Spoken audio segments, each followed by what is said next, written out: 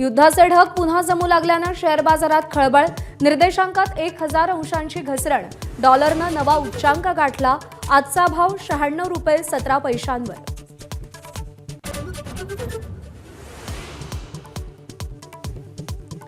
चांदीच्या आयातीवर निर्बंध लादल्यानं प्रति किलो 7000 रुपयांनी चांदी महागली.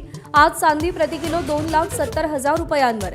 सोन्याच्या दरांमध्ये मात्र आज बदल नाही.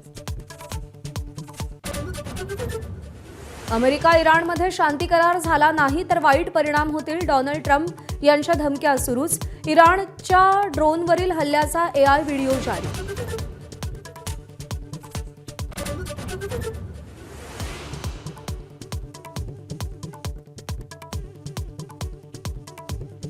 वाशिम बुलढाण्यासह अनेक ठिकाणी 4 दिवसांपासून इंधनाची टंचाई. शेतकऱ्यांना डिझेलसाठी रात्रभर ट्रॅक्टर आणि वाहनांसह रांगा लावाव्या लागल्या.